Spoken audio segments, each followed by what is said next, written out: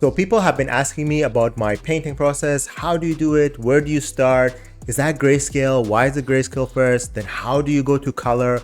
What brushes do you use? Well, today I'm just gonna go through my entire process and show you my secrets and show you how you can do everything in just 7 simple steps. Okay, so the first thing that we wanna do is start, of course, with the idea and references. So here is where we really wanna spend the time to figure out what we wanna do and figure out and find the references that we want. We can use Pinterest, Google, anywhere to just find references. And the idea for this painting was to, that scene where Jinx is trying to find Vi and, show that side of her exactly in one simple painting and put Jinx in that environment there. So when looking for references, there are a few things that are important. The first thing is you want to do is find something that is similar to the pose that you want. Of course, you can do thumbnails if you want and try and figure the different poses that you want, but if you're sure about the idea that you have, you can start simply by finding a reference that is similar and use it. And in my case, I use this reference here as the pose and then started adding more details. So as you can see, I have collected references from Jinx herself in different styles and from different artists, and then also got a little bit of the scene. The scene is kind of where we want it to be, and the colors from the scene is what kind of is important here. And this step is very important because if we don't use references, we will really struggle on painting things accurately, and our visual library usually suffers because it's so hard to figure out how things are supposed to look like if we don't have a reference to look at. So after that's done, we can really jump into the sketch phase. So we have our references and we can start really doing the drawing and the sketch, and it can be rough. It doesn't have to be accurate and very clean in this stage. And it's really good to spend the time at this stage because if the sketch and if the drawing stage has some issues, all these issues will, transfer to the next stages. So when we want to add color and render, it will be a struggle because then we have to go back and fix things and it becomes more of a problem, more of a challenge. So I really like to spend my time during the sketch phase and really add the things that I need in here so that it can be easier afterward. So something that some people like to do is after they have the sketch done is to do line art. This is something that I don't do myself. I try to have my sketch phase in a way that it is good enough. So it's not 100% clean as line art because I'm going to paint over everything anyway. So I don't want to spend my time doing clean line art when all these lines are going to disappear when I do my. So the next step is masking and adding value. So at this stage, I really just select my character and just add one simple gray color to it. And the idea of masking here is that so it is easy for me to just draw on the character and lock the layer without painting outside of it.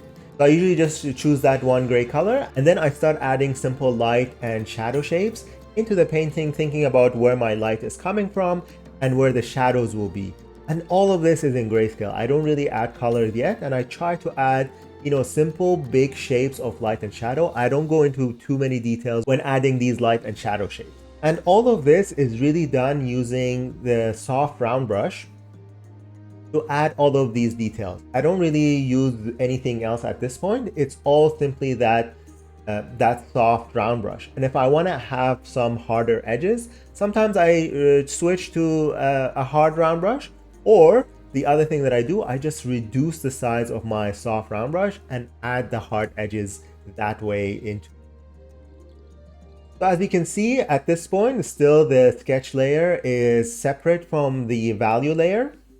And those two layers together give me the general shape of the painting. Something to keep in mind that also is important to do is to add the value of the background here because it will give us the general feel of the painting and what the values should be. If the character is in pure sunlight, then the values should be lighter. Also, a little something to keep in mind is also the local values. Keep in mind that some things are darker than others. So when adding the values, think about the local values a little bit as well. So the skin is obviously lighter than the brown outfit for you. Then we can move into step 3. So step 3 is adding colors here. So the idea here is very simple. At this stage, I just merge the sketch layer with the value pass and the masking layer that I had done for the character into one simple layer. And then I add another layer on top of it, turn it into overlay, and start adding colors into. And this way, I'm just adding the general colors that I want for it. and I really don't have to worry about too much of the color accuracy and the color variations that are in the painting. Is just simply turning the grayscale painting into a colored painting. So now that I have the general colors added, what I do is duplicate everything and then merge everything together. And this is the stage where we can add more light and shadows into the piece and add color to the light and shadow. And at this stage, the idea is that I will have one layer that is the entire character, and I go in and select the different areas, and then I cut them out.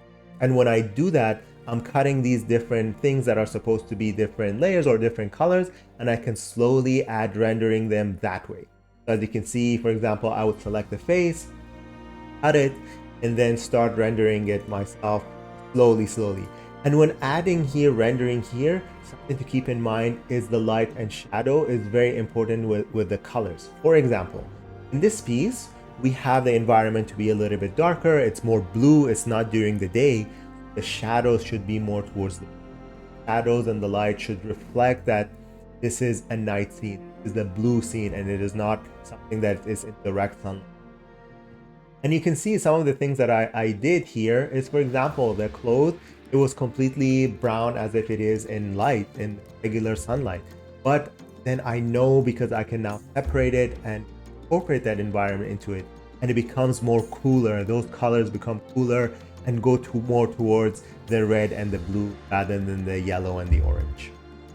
And this is where we really jump into the next step, which is really tied into the light and shadow colors that we were talking about, is the rendering stage. And this is where we spend lots of time taking our time and rendering everything. And I like to do things in big shapes first and then make my way into small. And again, just using two brushes. You have the soft round brush, and then you have a harder round brush.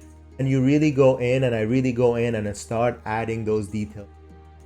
You know, some places like edges that have cast shadow should have a little bit more of a harder edge. Other places where the transition is more round, we would use the soft round brush to add those light and shadow. Again, I keep thinking about the light. What color is the light? What color is the shadow? And I think about the environment, and I make sure I add that blue into the skin, blue into everything that I do, so that the colors are more cool and matches the environment. And this step really takes time, you know. If we rush through the rendering phase, it will look like our painting was rushed through and it wasn't complete. But I take really my time and add those little details. I think about it. I look at my references again. What are the colors here? What are some of the things that I can do to make the rendering better? And as I get more into details and smaller details, I reduce the size of my brush, adding those details. And it's good to switch between the different layers. You know, we do the face a little bit, move on into the clothes, move on to the rest of the skin. And then as we add more details and render it more, we can go back again, add more to the face again and render it more, so that we bring the piece up together. I like to bring the piece up together so that I can, it's never completely, one area is never completely done until I, you know, finish the entire piece, and then I can go back to it, make sure it works well with the rest. And one more thing that I like to do, and I'm starting to do that more and more now, is, you know, add something different to the painting. Add a little bit of life here and make it, you know, different than everything else that I was trying to do. For example, so many people have done a painting of Jinx. So what I wanted to do in this one specifically is to make her look a little bit more sad and add that, you know, sadness into her face. Not completely, you know, polished. You know, there are some areas in her face where there are, you know, some dirt or something that looks like she's been through something. I added the teardrop so that it looks like it's there. Added that highlight of the tears in her eyes to add a little bit more personality into the painting rather than just simple painting. And then finally we can jump into the final step, and it is, you know, adding those final touches, adding some specific highlights, additional highlights, adding some textures into the painting. And here is where you can really, I really like to experiment with the different brushes that I have. It's so easy to just create a new layer on top of the things that we want to do and turn them into a few different modes. So we have the color dodge mode, the hard light, and start adding some specific highlights in some different textures. We can also use the hard round brush here or the soft round brush to add specific things, but I like to experiment with textures to see what I can do. And having it on a separate layer is very easy because if it doesn't look good, I can completely remove it. And adding these final touches really adds a little bit of flair to the painting and makes it a little bit more pretty. And you can see, I try something, I delete it, and I try something else. And good examples of highlights where they're good to add is, for example, on the little bit on the eye, a little bit of where, you know, the light would hit the skin, for example. Just specific things. The metal is a good one where we can really add more highlights in the metal, and there should be more contrast between the light and shadow with metal, so it gives that impression it is metallic and reflective. And then also finally making sure we add those special effects into the background. So my idea here was it would be in the rain, just like the scene that we had there. So I went and added a little bit more texture and played around with the background using textures. And then one thing that we can do is I wanted to add rain here. So two things we can do. We can just use the simple round brush and add just simple lines to put or give the impression of rain, and then add a little bit of Gaussian blur, for example, to give it depth. Or in this case, sometimes you can find special brushes that would give that effect for you. I also like to add a little bit of, you know, rim light to some areas with a different color. So you can see in this one, I decided to go add that purple color into the character from the other side, from the shadow side. So it gives it a little bit more contrast there. So, and then after everything is done here, I like to merge everything into one layer and then add a few different adjustment layers to add and adjust things and see how things look like. The main things that I like to play around with are the curve adjustment tool. So, you know, just adjust the light and shadow contrast a little bit more and see what looks good. I like to add the vibrance to see if maybe I can add a little bit more saturation, vibrance into it. And then see also the color balance adjustment tool to see maybe some things need to be adjusted a little bit. And then finally, I like to just go into the camera raw filter and then add a little bit of noise to the painting so it gives that texture into it. And it really looks nice the way it is. And then after I did all of this is it. You know, the painting is done, and all these simple steps, if done accordingly and done properly, we can really do any painting that we want.